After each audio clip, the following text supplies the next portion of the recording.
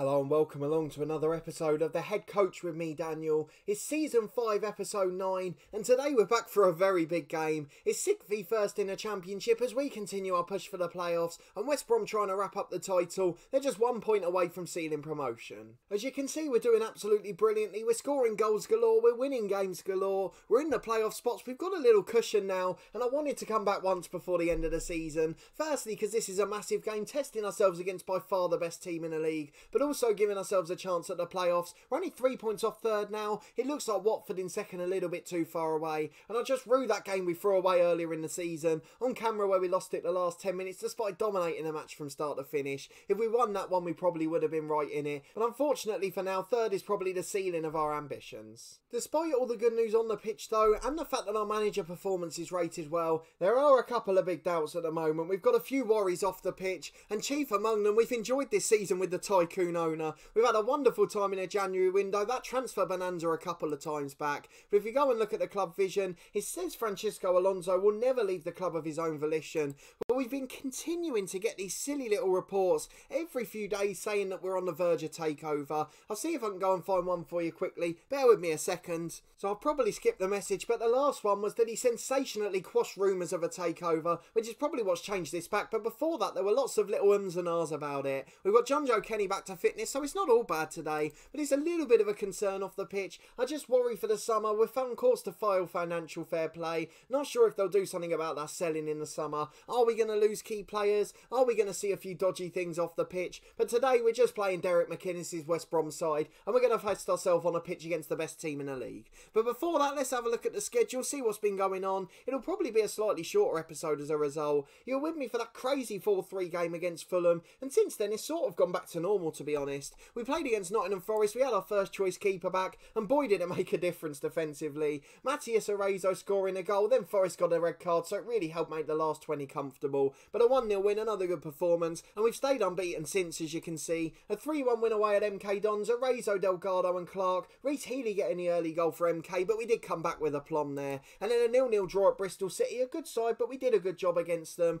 I'm not sure where they are in the league by comparison. Where are they? Bristol City, 15th place, they're plod along middle of the table. A decent side on the road, a point, not a disaster. We had to rest a few players because it was Tuesday night and we just played 3 days before. So you can see there, Selnays and Delgado came off the bench. Probably two of the biggest stars since we've been here. But the positive is Vukotic got a good rating and a few others made an impact in the team. We've got Luton Town at home who we beat 2-1. We came back after a scare in this one. And one interesting note for those of you that follow my beta save earlier this year, Gonzalo Villa, who you may remember was our absolute star at Luton, our only signing, £500,000. We spent all of the budget on him and he was absolutely magical in the playmaker role. He scored the goal for them. He's moved there in this series as well. It's worth £9 million and 10 grand a week he's on. It just shows how good a player he would have been. I'm sure he wouldn't be out of place in the Premier League looking at his stats. Probably for a relegation battle inside he'd be fine, but it just shows how well he could have achieved if we carried on that save, and I might go back and do it off camera after that. It's just given me a little bit of a motivation to test it. But I was really intrigued to see that, but despite his goal we did come back. Jack Stevens with a bullet from a header from a corner, and then Pedro Delgado with 5 to go, saving the day for us at late on. We did play really well in that match, and in the end we managed to get our rewards. But a 3-2 win last time out at Cardiff, a late consolation for the home side, but we were on top throughout here. At the start of the second half we went on a bonanza. Openda, the backup striker, came in, Story with an own goal, and then Delgado with yet another header from the wing. A brilliant performance from him. He must be doing well on the goal chart now.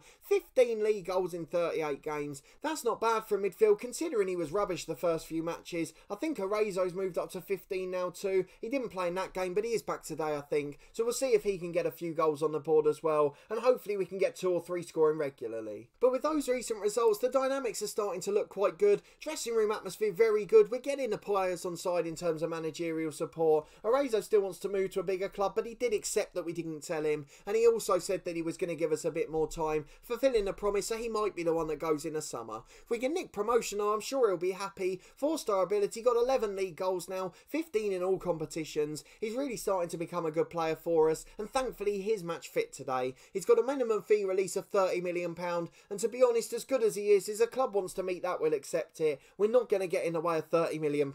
I understand that that's too good to refuse. But good to see that the players are getting on board with us. We're getting a little bit of support in the dressing room now. The team cohesion's good. The social groups are looking good. Loads of players in that core social group. Only really 2 of the new players that are outcast. Most of them have been welcomed in with open arms, and it looks like players are fitting in really nicely here. So I'm really pleased with how everything's going on the pitch. Off it, things are good in terms of the club. There's a couple of little bits of news we're worried about. Actually, I can see a technical director coming in here. I haven't looked at him yet. What's he like? Really good. Oh, very good. Negotiating, judging staff and player ability. He's going to be a great addition to the team. So Joshua Darby could be here soon. Our director of football really getting to work there. But overall, everything looking really rosy going into today's game. Of course, it could all go wrong at this instant. We're playing the best side in the league. I'd imagine they'll still be favourites. They are evens. They've won 5 on the bounce. We're not far behind them, though. Just 2 points dropped. And that draw at Bristol City, of course. West Brom got some really cracking players in their team. We'll have a look at which ones are picked in the lineup for today. But otherwise, we know this is going to be our toughest test so far. We'll keep an eye on the Burnley game as well. They're at 5th place Sheffield United. So one team, either 5th or 7th, are going to drop points today. That's a really good sign. Birmingham, realistically, the only other side that can catch us. They're in 8th, but going away to 3rd place Southampton. So it could all tighten up between 3rd and 8th. I'd actually probably prefer Southampton and Sheffield United to win. We trust we could beat them in the playoffs if need be. And we just like to increase or keep the gap to 7th or 8th. So hopefully no wins for those 2 sides. But let's look at our 11 for today. We're going to bring a couple back in. Marin's back to fitness. Just on the bench after the international break. We're going to get him on for Lucas Silva. We're also going to bring on Vukatic to the bench. Shane Jaffe dropping out for him. John Joe Kenny's going to stay on the bench because James Justin's been doing brilliantly. And of course I've got a little bit of bias in that regard. So we're just going to keep him in the first 11 for now. We've got Arezo coming back on the bench for Greenwood. And then he'll go into the lineup for Openda. I know he scored at the weekend, but Arezo's world class. We've got to get him in the team where possible. Chem Campbell's still tired. He won't come back in just yet. Rugova on the bench in place of Adam Smith though. And that's the 11 and 18 we'll go for today. Just bright Asai Samuel missing out. And even though he had a good game last time, do I consider taking him out? Do you know what? I think I'm going to play Marin. It's the only way he's going to get used to playing in this team. He's not set the world alight so far. But we've got to get him confident in that role. I think that's probably the way to do it. And in terms of the rest of the lineup, we've just got to get a few good players on the bench. So Lucas Silva will come on the bench actually in place of one other. That will be Asai Samuel. Just to make sure we've got central midfield options, particularly with Aaron Henry there as well. A youth prospect from the academy. I'm expecting to have a tough game so he can stay on in case we're losing. Just give him a chance to get minutes on the pitch. But this is the 11 and 18 we've gone for. Just Chem Campbell missing out for physical reasons. So we've got Phillips in goal as the sweeper keeper. The big difference as you saw in the last episode. Justin and Miranda the fullbacks with Clark and Stevens centre half. Selnay's in the holding role. Baptiste and Mauer in the middle. Delgado and Marin over on the wings. And then Arezo up front on his own, the superstar. Hoping to bang in the goals for fun today. So let's get into the match and see if we can beat West Brom. The biggest test of our tenure at Charlton so far. Into the game, something bizarre's happened. Of course, let's go through the West Brom team in a moment, but I've just noticed, I'm pretty sure I had Aaron Henry on the bench, and Russell Stockford's there instead of him as sub-5. I'm not quite sure what that is. I have no idea how that's happened. I'm pretty sure I didn't do it. But either way, we're into the game, so let's just crack on with it. Shouldn't make a huge difference to proceedings. We were just going to give one of the homegrown academy players time, particularly if we were losing, but let's hope that's not the case anyway. So a few of the youngsters who are really highly rated at West Brom, the likes of Jonathan Lecco, Oliver Burke and Rakeem Parker all in the lineup. Webster's there, Steve Cook at centre-half too, Sam Johnston in goal still then for them as well. Fabio Barini on the left wing doing well. Ajaria, the Liverpool youngster, had a loan spell at Rangers in the past in midfield. Romain Sawyer's one of their big signings in real life this summer. They've got so many familiar names there, and it's actually quite easy to see why they're running away with it with that team. They've got a fantastic side at this level. Dean Anger's the one that's been a star for them in real life. He's on the bench for them, which shows how strong they are. So let's just encourage the lads and get into the first half. Fingers crossed we can get ourselves a surprise result. Well, we've come back just as Sawyers has been penalised. The free kick's already given. We know Selnays is deadly from here. I said it in perfect time. He's done it again. Selnays with our first shot of the game. Wheels it in and then goes away with the cartwheel. What a fantastic free kick into the top corner. Unbelievable strike, and we lead 1-0. And we haven't really got too much to get excited about. But that strike has just become commonplace now. It's almost a real compliment to how good he is. He's just whipped in a free kick from 25 yards. I'm not even surprised or excited. I've sort of come to expect it from him. Burke into the back post. At the other end for West Brom, Baptiste hacks away, Arezzo will chase. He's never getting there. Steve Cook first to it. He'll get a chance to hammer it downfield. Up to Burke on the right wing. He's cutting inside to Sawyers. So many good players in this West Brom team. And they switch it, but Delgado nicks it high. Here's Arezzo charging into the West Brom half. 4 or 5 up in support. Justin on the right. Chance to deliver across the box. Good save, Johnston. He holds it as well. And with 20 gone, it remains 1-0 to Charlton. A good start though. We're competing with a side at the top of the league. Really had the better of it in terms of shots too. But they're coming away with it here on the counter. Oliver Burke just beats the centre half to it. In towards Lecco. He's in 1-on-1. Brilliant run from the striker. Good challenge, Justin. Burke on a rebound and Phillips recovers brilliantly, forcing the corner with 20 gone. And it's not quite a full house at the Valley, but we're getting so many more through the gate now. And it's just another compliment to how well we're doing, as Stevens really does rise well to head away the corner. I'm not quite sure what the lag was there, but Sawyers intercepts the ball downfield, and it's out for a West Brom throw on the left, and we're getting no let up in the highlights at the moment. Only on key highlights, but this game's been full of action. Two sides that are really good footballing teams, and we've done a brilliant job with Charlton, and the same goes for McInnes over at West Brom. Long ball forward, Clark heads away, falls for Mount in a centre circle. Oh, that's a lovely ball out to the right. Delgado with a chance to cut back, delivers to Arezzo, headed away to Baptiste, save to Marin who volleys in. We lead 2-0 after a quarter of the game. Pinball in the box, and we got it in the end. Antonio Marin with his first for the club. That'll be a huge weight off his shoulders. Not had the best games, but that'll increase his average rating. And with half an hour gone, we lead 2-0. Brilliant performances. What a display so far. West Brom still a big threat on the break. And here they come again with Burke on the right-hand side. Though again, we've managed to nick it in their half. Here's Mowat, loses out to Ramsey. Good recovery challenge from the right back to Burke. But what a wonderful display. We're fighting so hard. And even if we don't win, what a performance. Here's Barini on the left, cuts inside. Beats 2, brilliant effort. Just whips it wide of the post. And with half an hour gone, we still lead 2-0. 10 to the break. You can see West Brom coming back into it in terms of stats. 6 shots now to our 7. Here's Ajaria with a chance to cross, blocked out as far as Sawyers. To the back post to the left back, overlapping to Barini. Back to the left back who puts over the bar. Phillips had it covered and we survived that one too.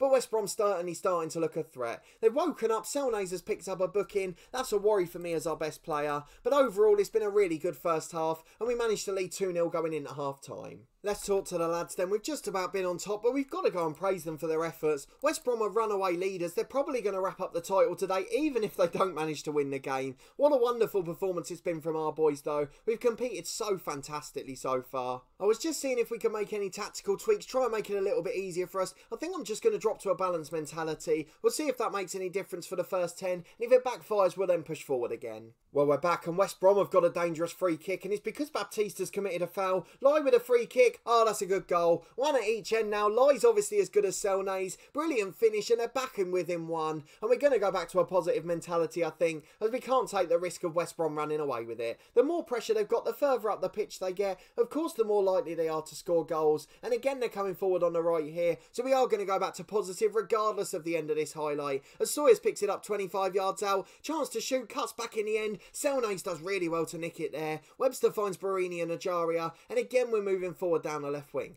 Again, it's forced backwards. West Brom all the way back to the keeper. Brilliant pressing from Charlton. You can see the lads getting fitter. They're getting more used to our shape. They're getting really confident performing their duties. And although this long ball's found Lai, he shoots and puts it just wide. Overall, we've got to be pleased with the performance. Charlton leading against the championship leaders. We wouldn't have expected that when we joined the club. It's Delgado who's had a poor game. He's going to come off actually. Benitez on the bench. Mowat's going to be replaced as well. I think Lucas Silva, a good advanced playmaker. He'll come on in central midfield. And then Arezzo up front's not had the best game. Apenda scored in the last one. We'll put him as a pressing forward. And let's see if those changes make a difference. Throw on the left-hand side for Miranda. Just 15 to go. Still in the lead as it stands. And we're coming forward on the front foot here. Lucas Silva, we've not seen him in action yet. Might actually be his first appearance. Let me go and have a look. He's not played for the club, so he's coming on against the leaders. An experienced player, shows the depth for the squad. As Benitez, the other sub, has lost out there. He's been really disappointing for us so far. But Delgado was the same for the first 10 games. I've got to give him leeway till they get used to it. What a challenge, Selnays. I'm a bit worried he went to ground. But he timed it brilliantly, the playmaker. And the through ball to Openda. Can he wrap it up? Good save by Johnston, but it was straight at him. Although the offside flag has gone up in the end, so it wouldn't have made a difference either way. Here's Justin with a throw on the right-hand side. Another solid game for him with Openda. Good ball in. Johnston does well to claim it. 15 to go. We've got highlights galore here. West Brom coming back into it. It's a brilliant game between two top sides, and both of them causing threat to the opposition goal. Long ball forward towards Clark. Heads away as far as Silva. He finds Miranda.